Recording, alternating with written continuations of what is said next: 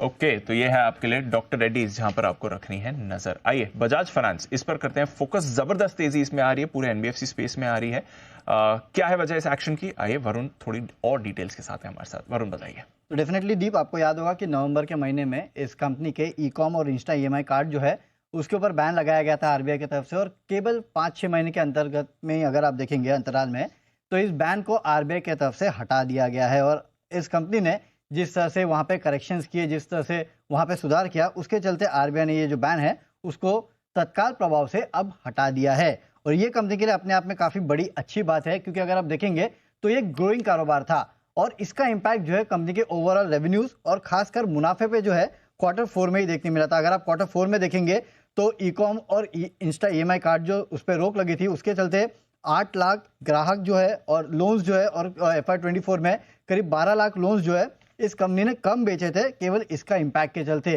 Q4 में अगर आप देखें तो कुल लोन पे 10% और मुनाफे में इसका 4% के आसपास का इम्पैक्ट जो है वो देखने मिला था। इनफैक्ट जो कार्ड्स इन फोर्स होते हैं वो अगर पिछले 3 क्वार्टर से अगर आप देखेंगे तो फ्लैट थे, करीब 42 मिलियन के आसपास जो है वो फ्लैट ही रहे हैं, उनमें कोई भी बढ़ोतरी नहीं देखने मिली है। जब ये बैन लगा था इसके पहले अगर आप देखते तो काफी सारे जो ई कॉमर्स क्लाइंट्स है उनके साथ इनका टाइप था। नो डाउट टाइप तो अभी भी चल रहा है, लेकिन नए क्लाइंट से नहीं जोड़ पा रहे थे।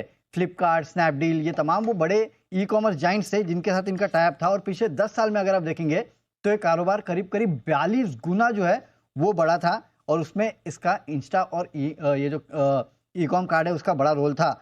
इनफैक्ट आपको याद होगा इसका जो को ब्रांडेड कार्ड है बेसिकली आरबीएल के साथ और कुछ और लोगों के साथ है इनका, उसकी जो डेट है, एक्सपायरी डेट आपको याद होगा, वो दिसंबर 2024 है। पिछले साल 1 साल का एक्सटेंशन उसको मिला था। तो अब बाजार में कुछ बातें ऐसी भी है कि शायद हो सकता है कि वहां पे भी आपको कोई पॉजिटिव डेवलपमेंट देखने मिले। तो लेट्स सी क्या होता है, लेकिन कहीं ना कहीं बाजार इसकी भी अटकलें लगा रहा है। ब्रोकरेजेस का कहना है कि समय पे या समय से पहले अगर आप देखेंगे तो इस कंपनी को अप्रूवल मिल चुका है। इनफैक्ट जब नवंबर में ये हुआ भी था बैन, तब भी काफ़ी सारे ब्रोकरेजर्स ने कहा था कि शायद ये शॉर्ट टर्म पेन ले सकता है और जल्द से जल्द जो है वो यहाँ पे रेजोल्यूशन आ सकता है, जो आ चुका है।